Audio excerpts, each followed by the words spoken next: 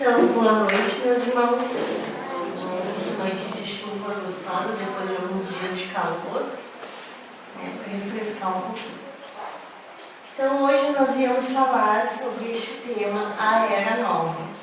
Muito cuidado para a gente não confundir com nova era. Este tema ele aparece para nós no Evangelho segundo o Espiritismo, no primeiro capítulo.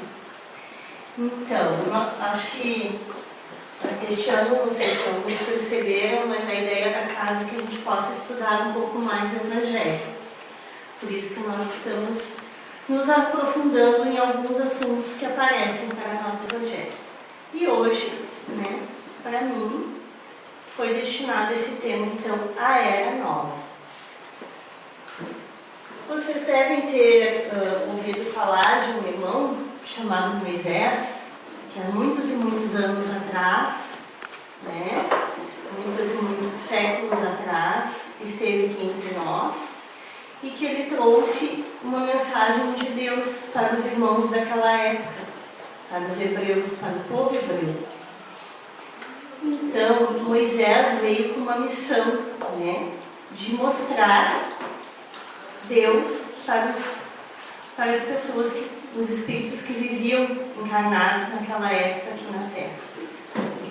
E mostrar um Deus único, porque até então se cultuavam muitos deuses.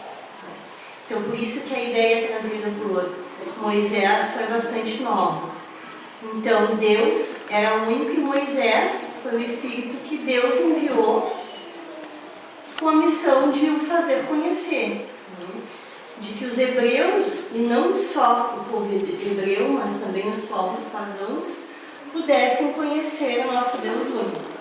O povo hebreu foi um instrumento de que Deus se serviu, então, para fazer a revelação através de Moisés e dos profetas, e as vicissitudes daquele povo naquela época eram destinadas a impressionar. Por quê? Porque era um povo mais primitivo do que nós somos hoje. Então, dentro da realidade que eles tinham, dentro da condição evolutiva deles, era necessário que eles pudessem se impressionar com a divindade e com Deus, para poderem acreditar nesse Deus que Moisés estava trazendo e estava apresentando. Então, a fuga dos hebreus, a vinda dos 10 mandamentos, tudo isso foi feito com um propósito de acordo com a evolução espiritual do povo daquela época, Então, aí, Moisés trouxe os 10 mandamentos, que acredito que muitos aqui já devem conhecer. Os 10 mandamentos, então, foram trazidos por Moisés para serem o germe, um germezinho da mais ampla moral cristã. Então, a partir dali que se começou a criar uma sementinha da moral cristã, das coisas que a gente precisava aprender e precisava desenvolver enquanto cristãos, enquanto espíritos, que estavam aqui para evoluir. É um germezinho, então é o começo de tudo, não é o todo. Então, para a época em que se vivia e para os espíritos que existiam aqui, era daquela maneira que era necessário que se iniciasse, para que eles pudessem compreender. E ainda naquela época, precisou se criar a ideia de um Deus que a gente deve temer, que a gente deve obedecer, que a gente deve... Então, ainda foi assim, por quê? Porque era só assim que eles iam conseguir compreender o nosso Deus. Então, tudo foi um caminho evolutivo que foi feito de lá até hoje. Moisés foi um precursor, foi quem iniciou a mensagem cristã e o desenvolvimento da ideia de Deus que nós precisávamos conhecer. Então, a moral ensinada por Moisés era apropriada do estado de adiantamento no qual se encontravam os povos que, naquela época, foram chamados a se regenerar, a se melhorar, a crescer e a evoluir. E esses povos, naquela época, como a gente falou, então eles eram mais selvagens, eles eram mais primitivos, eles não tinham tanto conhecimento. Depois de Moisés, então, nós tivemos Jesus Cristo. E o Cristo foi, então, o iniciador de uma moral cristã mais pura, mais depurada, né? E mais sublime, né? Então, a moral evangélica cristã que deve renovar o mundo e aproximar os homens e torná-los irmãos. Então, a gente aprender a ver os nossos, né, as pessoas que convivem conosco, né, os outros seres humanos como nossos irmãos e filhos do mesmo Deus. Aprender a gostar das pessoas, aprender a se aproximar dos nossos irmãos, né, e a desenvolver um pouquinho mais alguma coisa que a gente chama de sentimento. E não só aquela coisa da sobrevivência, como era muitas vezes até então. Então tudo começou lá com Moisés, com a questão do não matar, não roubar, ou seja, começar a desenvolver um respeito pelo teu irmão, para que quando chegasse a moral de Jesus, a gente aprender a entender e a valorizar as pessoas como nossos irmãos. Entre Moisés e Jesus se passaram, né, muitos e muitos anos, muitos e muitos séculos. Então, para vocês verem assim, o quanto a nossa evolução ela é de degrau em degrau em degrau, ainda enquanto, até se falando em espécie humana, enquanto seres humanos, e não pensando só como espíritos isolados. Né? Então, tudo na nossa evolução é uma demora, ela é degrau a degrau, a gente tem que ter paciência. Né? E aí, então, no Evangelho, eles nos disseram que um dia Deus, na sua caridade inesgotável, permitiu ao homem ver a verdade e dissipar as trevas. Esse dia foi o advento do Cristo, de Jesus. Então, quando ele veio e trouxe a sua mensagem. Só que o que aconteceu? Muitos ouviram e não deram atenção, não deram importância, ou acharam que não era bem assim. Então a gente voltou às trevas. Então aquela mensagem que a gente recebeu com o intuito de a gente evoluir, de a gente pular alguns degrauzinhos a mais, a gente, digamos assim, que se travou. Né? E aí a gente ficou muito tempo parado, moralmente falando. Moralmente falando. Lembra que a gente está falando aqui em desenvolvimento de uma moral cristã. Então nós ficamos muito tempo parados em relação ao desenvolvimento da moral cristã. Mas a gente desenvolveu outras coisas. Né? Então, e aí depois veio a terceira revelação que a gente chama, né? Que a primeira foi Moisés, a segunda foi Jesus e a terceira a doutrina espírita, então. Né? Que veio através de Allan Kardec, né? Que foi o codificador, mas não foi ele que inventou nada, foi os espíritos que trouxeram as mensagens. Ele apenas codificou para que a gente pudesse ter acesso, pudesse estudar e pudesse aprender. Né? E aí o Espiritismo, ele é de ordem divina, uma vez que ele repousa sobre as próprias leis da natureza, as leis que regem o mundo.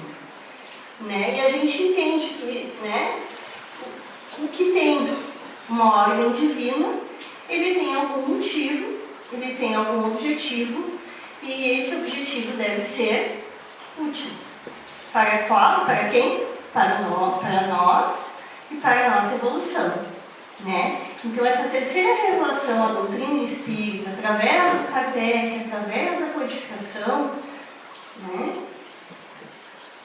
foi feita com o objetivo de que a gente pudesse evoluir, pudesse voltar lá atrás, rever os ensinamentos de Jesus, ver o que ele estava tentando nos ensinar e aí começar a praticar. Né?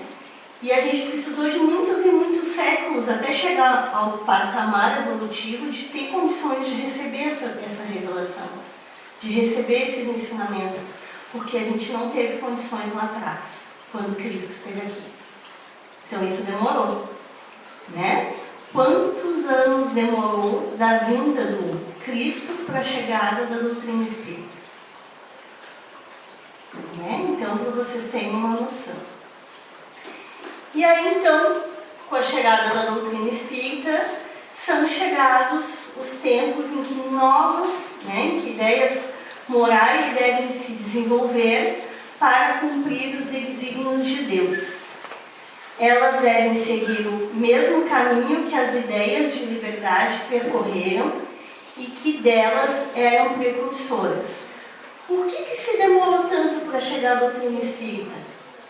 Porque a gente precisou desenvolver algumas coisas. Né? E historicamente, para alguns aqui que já estão estudando um pouquinho a doutrina espírita, historicamente a gente precisou vivenciar muitas coisas para se chegar até aqui. Então, a ideia de igualdade, né? Vocês podem ver que quando veio a doutrina espírita, em muitos países já não existia a questão da escravidão, a gente já começou a ter ideias de liberdade, de igualdade, de tratar os irmãos de uma maneira diferente, né? Mesmo antes da chegada, né, da doutrina espírita. Então, quando a gente entende, mas por que demorou tanto, né? Se pergunta por que demorou tanto. Exatamente para que a gente pudesse evoluir um pouquinho mais e poder aproveitar tudo isso que a gente não aproveitou lá atrás. Né? E tudo que é novo, para que seja aceito, não é assim. Não é porque alguém falou que a gente simplesmente aceita e diz, é isso mesmo. Não. Né? É todo um movimento que se faz através de lutas, né? Através de discussões, através de abalos, digamos assim, porque só quando a gente se sente mexido com alguma coisa, né, que a gente desacomoda, que a gente consegue se modificar. Então a doutrina espírita, ela serve para isso também, né? Então quando a gente começa a estudar a doutrina espírita e começa a se questionar inclusive sobre os nossos comportamentos, né? Porque a tendência é que a gente vai vendo algumas coisas, a gente vai se modificando, mas isso primeiro a gente tem que se sentir incomodado, a gente tem que se sentir abalado para depois a gente se modificar. Quando é que a gente muda alguma coisa? Enquanto está tudo muito cômodo, tudo muito bom, eu não tenho por que mudar, eu não tenho por que modificar. E só quando a gente se sente incomodado com alguma coisa. Então a doutrina espírita também foi assim. Ela passou por muitas lutas, ela passou por muitas dificuldades, ela precisou ser muito discutida, né? Por isso que se criou as sociedades espíritas, para que as pessoas pudessem estudar, pudessem discutir, pudessem, através da sua razão, e não só porque alguém estava dizendo, entender que aquilo ali realmente era aquilo. Né? Então, e aí também é chamar a atenção das pessoas. E chamar a atenção das pessoas para que as pessoas pudessem olhar, né? E se sentir atraídas por aquilo e tentar se questionar e começar a aprender e começar a estudar. Né? E a partir daí, então, a gente começar a entender qual é a beleza dos ensinamentos que Jesus nos trouxe, a beleza dos ensinamentos que a doutrina espírita tenta passar e da santidade que isso quer dizer. Santidade moral, não da gente se tornar santos, mas da gente se tornar pessoas melhores, né? Espíritos melhores, né? E isso tudo começou a acontecer junto com a ciência, né? Por quê? Porque a doutrina espírita, ela não é descolada da ciência, ela quer que a gente estude, ela quer que a gente comprove as coisas, né? E não que a gente fique no achismo, não de que a gente fique na ilusão de que é assim porque alguém falou. Não, por isso que ela nos incentiva a estudar, a usar o nosso cérebro, né? E o nosso pensamento, o nosso raciocínio para chegar às conclusões que a gente precisa chegar. Né? E não só porque foi ditado por alguém.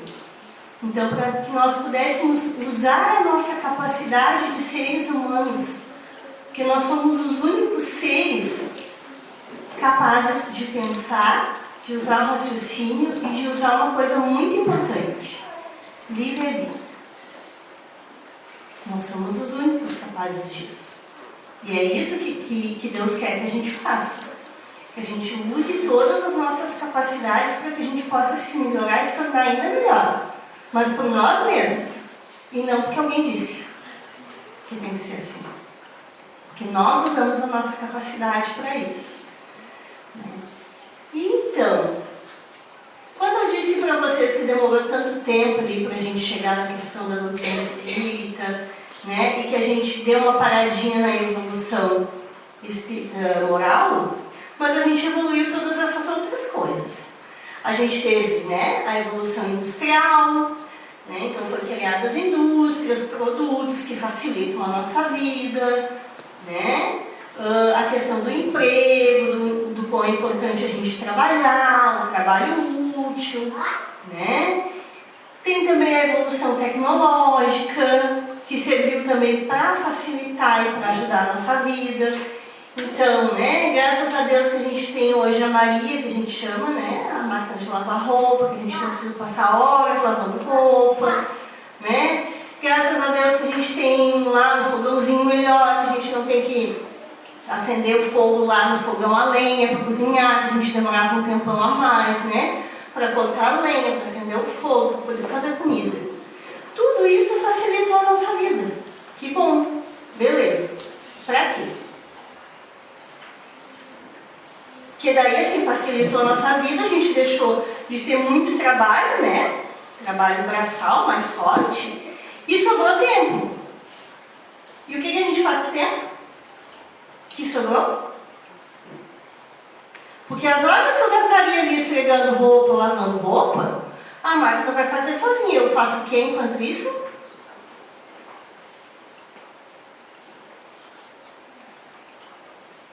Né? O tempo que eu ia levar lá fazendo fogo, né? Cortando a lenha e tal, né? Fazer comida, eu ligo lá o fogãozinho e já boto a comida a fazer e tal, né? Esse tempo todo que eu ganhei, eu faço o que com ele? Eu uso para quê? O carro que foi inventado para me deslocar, né? Que antes, até alguns aninhos atrás, para ir daqui a Porto Alegre era, né? Pegar de carroça, pegar de cavalo, levar horas e mais horas, né? Agora, em uma hora a gente está ali. Beleza. O que eu faço com o tempo que sobra? Né? Todas essas evoluções que foram nos proporcionadas, elas foram proporcionadas também pelo plano espiritual, que nos ajudou a evoluir intelectualmente e inventar todas essas coisas. Mas para que a gente pudesse aproveitar a nossa estadia aqui para evoluir, inclusive moralmente. E aí esse tempo que sobra, eu uso para evoluir moralmente? Eu uso para estudar, eu uso para, sei lá, estar com os meus irmãos, eu uso para estar com a minha família, eu uso para me aproximar das pessoas, eu uso para ficar mais tempo com meus filhos. Nem sempre, né, gente? Na maioria das vezes. Vamos combinar. Né? Então, toda essa evolução que a gente teve, ela foi auxiliada pelo plano espiritual para que a gente pudesse usar o nosso tempo aqui. E a gente tem que usar o nosso tempo aqui. Porque, não sei se vocês sabem, mas reencarnar é uma loteria. Quantos irmãos têm a espiritualidade esperando para estar aqui no nosso lugar e não conseguem? E nós temos a oportunidade de estar aqui e a gente aproveita. Eu digo que quero desencarnar no mínimo com 90 anos, para aproveitar bem a estadia aqui, que eu não sei quando que eu vou conseguir voltar, né? Então, né? E para isso a gente tem que fazer por hoje. né? Aproveitar o tempo que nos sobra para essas coisas.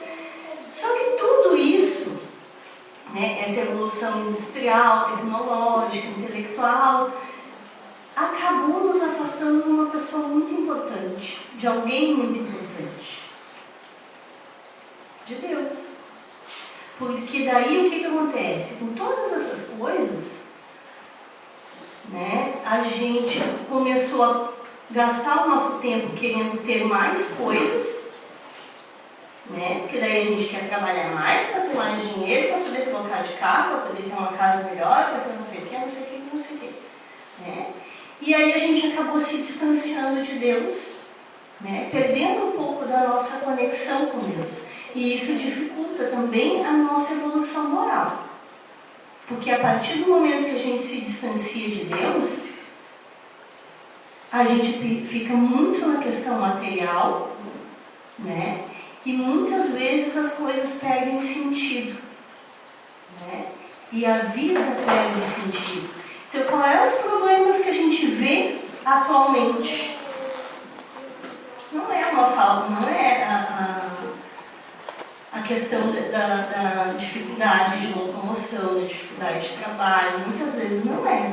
Às vezes a gente tem um bom trabalho, a gente tem filhos saudáveis, nossa família está tudo bem, né? Mas ainda assim a gente não está contente, a gente quer sempre mais. Por quê? Porque essa falta de conexão com Deus fez a gente perder a questão do sentido da vida. E aí a gente desenvolve muitas coisas que a gente chama assim, de doenças da alma, né? Como a depressão, como a ansiedade. Por quê? Porque eu não estou vendo sentido na minha vida. Eu trabalho, adquiro, mas e o que mais? Essas coisas, quando eu desencarnar, vão ficar aqui, não vão ir comigo. Né? Eu não vou conseguir levar junto o carro, a casa, né? Nem os filhos, nem a mãe, nem o pai, nem o marido, né? Eles vão ter a vida deles e eu vou ter a minha, né? O meu desencarne não está ligado à vida deles, né? Então eu preciso dessa conexão com Deus e eu preciso dar sentido à minha vida. Por que a gente está aqui? Qual é o objetivo da nossa vida? Né? A gente está aqui para crescer, para se melhorar, para se tornar espíritos melhores, né? Então a gente tem um objetivo, só que a gente às vezes está se afastando dele, né? Então a evolução moral, então, né, de que fala essa era nova, é a revolução que se prepara, é antes uma evolução moral, né, do que material. Os grandes espíritos, né, os mensageiros divinos, insuflam a fé para que todos vós, obreiros esclarecidos, a inteligência serve para quê? Para nos ajudar nesse sentido. E ardentes, façais ouvir vossa voz, vossa humilde voz, porque vós sois um grão de areia. Mas sem grãos de areia, não haveria montanhas. Assim, mais sentido para nós. Porque assim, ó, nós somos quantos espíritos aqui tentando evoluir? Se todos nós fizermos, né, se uma boa parte de nós fizermos a nossa parte, nossa, quanta coisa vai se modificar. Né? E quando a gente fala em moral cristã, a gente fala no desenvolvimento de coisas que a gente já tem escondidinho aqui dentro de nós. Inconscientemente a gente já sabe o que é certo e o que é errado. Né? Mas às vezes a gente tenta tapear. A gente tenta fingir que não tem aquela vozinha lá no fundo tentando nos dizer que aquilo ali está errado. Ou que a gente tem que fazer outra coisa. Porque a gente ainda se deixa levar pelas questões materiais, né? Pelas questões da Terra, do nosso dia a dia, enquanto seres encarnados. E na verdade a gente não pode esquecer que antes de seres encarnados, nós somos espíritos e nós temos um objetivo de estar aqui. E como eu falei para vocês antes, a gente tem algo muito importante que nós somos os únicos a ter: o livre-arbítrio. Então, a gente pode escolher entre o nosso desenvolvimento moral ou não, entre querer se tornar uma pessoa melhor ou não, né? A gente pode optar entre agir bem ou mal, porque a gente já teve a inteligência desenvolvida durante todos aqueles séculos ali. A gente tem como analisar situações, tá? E dentro disso ainda a gente tem, lá no nosso inconsciente, né? Como fala a psicologia, né? Uma consciência que nos diz o que é certo e o que é errado. Então as ferramentas para tudo isso foram nos dadas durante todos esses anos de evolução humana, enquanto espécie humana, e que a gente ainda não está usando. Então a gente tem que aprender a usar ao nosso favor. Diferente de muitos animais que agem por instinto, que agem por instinto de sobrevivência, nós não. Nós já temos um entendimento e a gente tem que se utilizar isso. E aí, bom, eu trouxe uma outra parte do Evangelho Espiritismo, segundo o Espiritismo, que não está nesse primeiro capítulo, mas que eu acho que resume bastante tudo isso que a gente quer falar em relação a uma era nova, né? Então, em sua origem, o homem só tem instintos. Quando mais avançado e corrompido, só tem sensações. Quando instruído e depurado, ele tem sentimentos. Então, quer dizer que ao longo desses séculos e séculos, nós começamos ali com instintos, instinto de sobrevivência, instinto de comer, instinto de vida. Aos poucos a gente foi evoluindo, chegou ao patamar das sensações boas, sensações ruins, né? E agora a gente tem que chegar ao patamar de desenvolver os nossos sentimentos. Que é isso que Deus quer através da nossa moral cristã. Né? E aqui fala, né? O ponto mais delicado do sentimento é o amor. Não o amor no sentido vulgar do termo, mas esse sol interior que condensa e reúne em seu ardente foco todas as aspirações e todas as revelações sobre-humanas. Então é a gente aprender a amar. Não amar só aquela pessoa que convive comigo todos os dias, não amar só o meu marido, não amar só a minha mãe, não amar só o meu pai, não amar só os meus filhos, mas amar a humanidade. Foi isso que Jesus ensinou. Né? Qual era o maior mandamento que resumia todos os outros 10 trazidos por Moisés? Amarmos uns aos outros, né? Então, assim, para vocês verem quantas coisas foram evoluindo, que de 10 mandamentos a gente passou para 1. E ainda desse 1, séculos depois, a gente ainda não consegue praticar. Né? Então, para a nossa evolução moral e para essa era nova que a gente está tendo a oportunidade de vivenciar enquanto encarnados aqui, né? A gente tem que desenvolver isso. Os sentimentos. Aprender a amar. Né? Aprender a amar independente das circunstâncias. Né? Então, além dessa questão do amor, a gente começa então a desenvolver os sentimentos de amor quando a gente começa a trabalhar a humildade, quando a gente começa a trabalhar a paciência, quando a gente começa a fazer os outros aquilo que a gente gostaria que fizessem para nós, quando a gente aumenta a nossa fé, que a gente volta a se aproximar de Deus, quando a gente começa a ter esperança pelas coisas, né? E perseverança, não desistir. Né? Não desistir, não parar, não é porque eu tive uma dificuldade, ou 2 ou 3, que vai ser sempre assim. Né? Não existe determinismo. A gente pode fazer diferente. Nós estamos aqui para nos melhorar. Então aquela coisa de que nasceu assim, vai morrer assim, é sempre assim, não existe.